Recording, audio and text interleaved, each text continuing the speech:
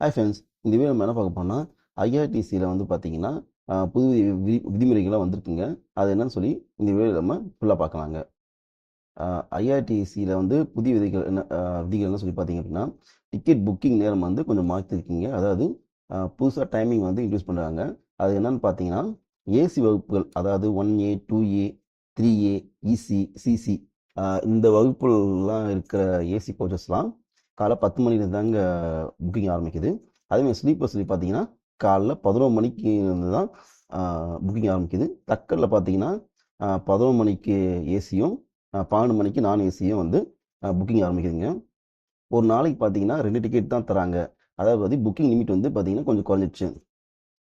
அது என்ன சொல்லி பார்த்தீங்கன்னா, ஒரு பயனர்கள், அதாவது பார்த்தீங்கன்னா ஒரு யூசர் ஐடியில் பார்த்தீங்கன்னா 2 டிக்கெட் தாங்க நீங்கள் வந்து புக்கிங் செய்ய முடியும்.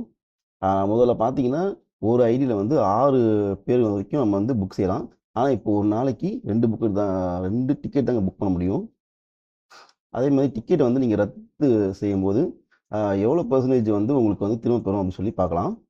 அது என்ன சொல்லி பார்த்தீங்கன்னா, 48 மணி நேரத்தில் நீங்கள் வந்து கேன்சல் பண்ணிட்டீங்க அப்படின்னா, அதாவது நீங்கள் கிளம்புறதுக்கு முன்னாடி 48 மணிக்கு முன்னாடி வந்து நீங்கள் பண்ணீங்கன்னா 70% வந்து உங்களுக்கு வந்து கிடைக்குங்க. அதே வந்து 24லேருந்து 48 மணிக்குள்ளே நீங்கள் வந்து கேன்சல் செஞ்சீங்க அப்படின்னா 50% வந்து உங்களுக்கு வந்து காசு வந்து ரிட்டர்ன் ஆகுங்க.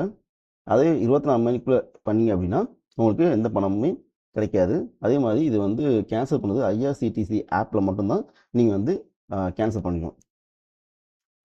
வெயிட்டிங் லிஸ்ட்டில் என்னென்ன விதிமுறைகள் வந்து பார்த்தீங்க அப்படின்னா, நீங்கள் வெயிட்டிங் லிஸ்ட் டிக்கெட் புக் செஞ்ச பிறகு அந்த பயணத்தை நீங்கள் ரத்து செஞ்சீங்க அப்படின்னா, ஏனென்றால் பல டிக்கெட் வந்து புக்கிங் செய்து வெயிட்டிங் லிஸ்ட்டில் வந்து இருப்பதால் ரயிலில் வந்து கூடுதலாக கூட்டம் வந்து ஏற்படுதுங்க.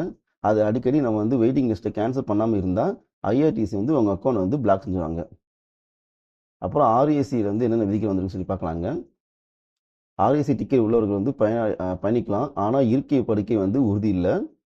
ஆர்ஏசி முதல் 10 பேருக்கு கம்பார்ட்மெண்ட் வந்து சீட்டு வந்து கிடைக்குங்க.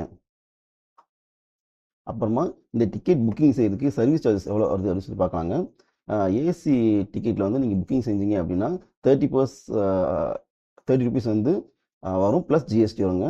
அதே நீங்கள் ஸ்லீப்பர் வந்து செஞ்சீங்க அப்படின்னா 20 ருபீஸ் ப்ளஸ் ஜிஎஸ்டி வந்து உங்களுக்கு வந்து சர்வீஸ் சார்ஜாக வருங்க. தக்கல் நீங்கள் செஞ்சீங்க அப்படின்னா சாதா காலத்தை விட 10% அதிகமாக வந்து உங்களுக்கு சர்வீஸ் சார்ஜ் வாங்க. இப்போ அட்வான்ஸிங் புக்கிங் எவ்வளோ நாள் வரைக்கும் முன்பதிவு காலம் அப்படின்னு சொல்லி பார்க்கலாம். அனைத்து ரயிலும் வந்து 90 நாளுக்கு முன்பே டிக்கெட்லேருந்து புக்கிங் செய்யுங்க. ஃபார் எக்ஸாம்பிள் பார்த்தீங்கன்னா, நீங்கள் ஜூலை 15 பயணிக்க வேண்டும்னால் ஏப்ரல் 16 நீங்கள் வந்து புக்கிங் செய்யணும். முன்பு வந்து 120 நாட்கள் இருந்துச்சுங்க. அவ்வளோதாங்க இந்த வீடியோ. மேலும் இந்த மாதிரி நிறைய இன்ஃபர்மேஷன் தெரியுதுக்கு please subscribe Chennai fix channel.